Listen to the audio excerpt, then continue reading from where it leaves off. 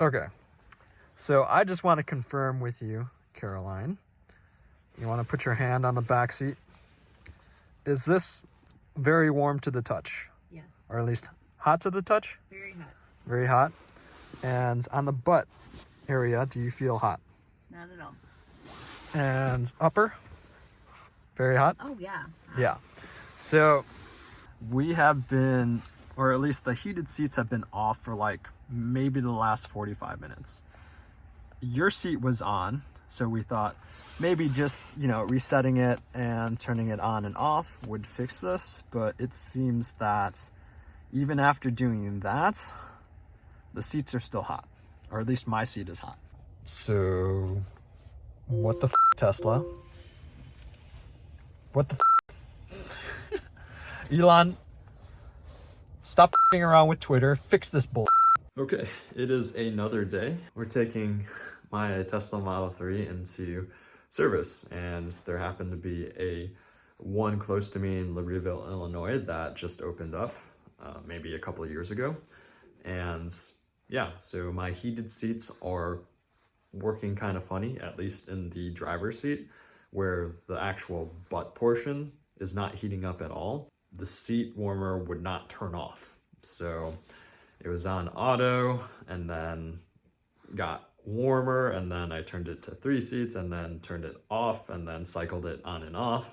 And then, yeah, it just wasn't working properly. And now the bottom of the seat warmer is not working at all. So going in, they said they ordered parts, they delayed it a little bit. Here's some of the messaging that they provided me. And yeah, so I'm gonna go in and see what ends up happening in terms of like time-wise, how long it takes, and so on and so forth. So we'll take you on that experience. Also, make sure you don't forget your key card, because that's what they're going to want you to leave with them so that they can get in and outside of the car. All right, we have arrived. Let's see how she do. So you're having, so the driver's seat heat is always on? No, it's always on. I don't want to just stay on, and I can turn it off. So somebody's going with it. I'm gonna grab a technician and go for a ride with you in that one. Okay. I'll be right back. Okay, so we're back at the house, and we ended up going for a test ride with the technician and just walking through sort of the issues. So some of the wind noise that I was hearing, as well as the heated seats. So what he mentioned was that I asked him, like, do you see a lot of issues with these cars, what have you? And I don't think they see anything out of the ordinary. The guy used to work at Hyundai, and yeah, he mentioned working on servicing Teslas was a lot easier in terms of like the amount of data, the videos that they have, and what have you. So I think Tesla allows you to do a lot of things with service, which you upload videos, photos, and stuff like that, which is different than OEM manufacturers. So I think he mentioned that, it's much easier and cooler to work on a Tesla. And yeah, he mentioned that he really liked them. He mentioned some things about the quality and some things about noises that people hear and stuff like that. But I think he overall had a good impression on working on Teslas.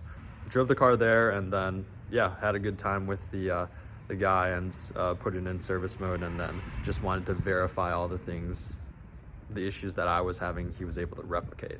So they're going to be replacing the seat heater, and then also mentioned that on the windows, there's actually screws on them, and you can actually make them a little bit tighter so the seals are a little bit closer, so there's not as much wind seepage.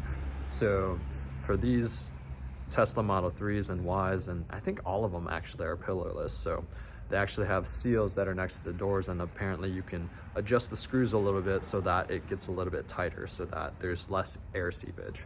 So that's an issue with all pillarless cars. So if you have cars like that, they probably have that particular issue, but you may or may not be able to hear it in terms, because your car may have an engine in it and it may make noise.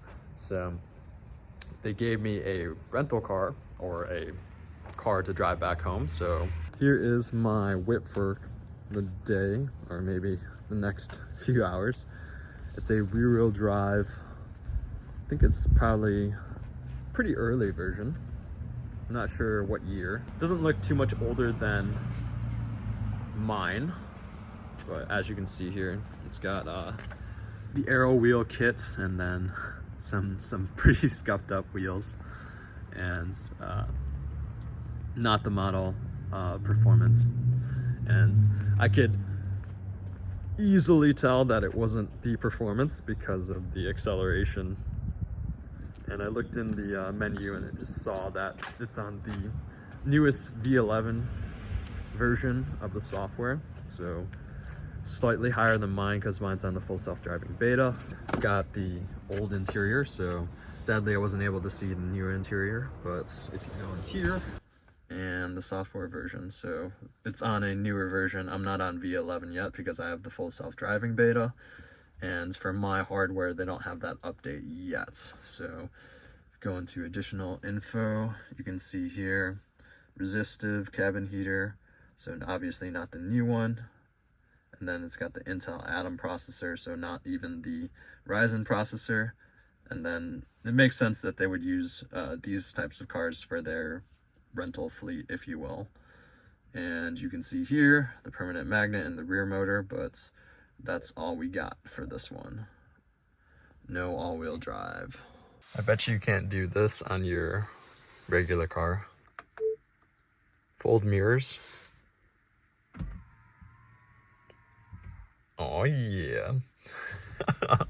Okay, so just got the notification from the dealership, or I guess the service center, that the car is ready. So taking back with the rental car that they gave me and going to pick up my car.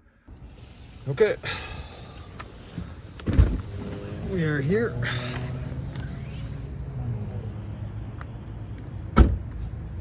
I guess I should lock the car too. And then we'll drop off the key over here. Pull open.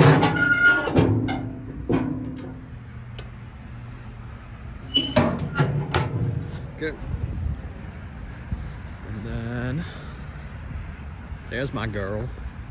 Okay, so we went ahead and turned this on full blast, so I can feel the heating elements on my buttocks, and so that's good. And yeah, I think we're good to go. I'll check the wind noise on this door here, so let me try opening and closing the window.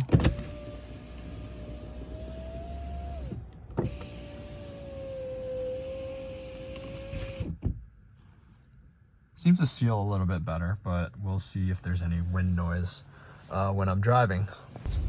So I'd say the overall service experience was really great, but I want to just give an overall experience for service. I mean, it's pretty good. I know some people have had really bad experiences in terms of long wait times with parts not being available and things like that, which it makes sense. It's not an OEM manufacturer who builds like, you know, more than like million of these cars. You know, they build mostly Model 3s and Model Ys, so I think there's a pretty decent amount of parts, but again, I think they're still lacking in the parts department in making those available. But, you know, scheduling the service, picking a time, mine did get pushed out a week, but it was because they ordered the parts and they were waiting for the parts. But that typically happens from time to time. But I think when you talk about in terms of like serviceability and part availability, yeah, you're going to have like maybe a week or two delays. I mean, I still have a recall on this car and it still hasn't been installed yet, so the CCS retrofit adapter, so that's still not something we're still waiting for.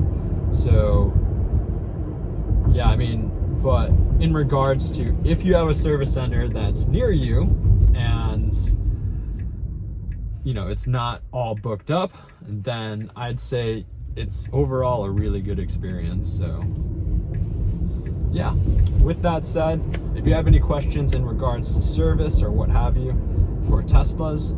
Let me know in the comments what you think and what your experience has been like.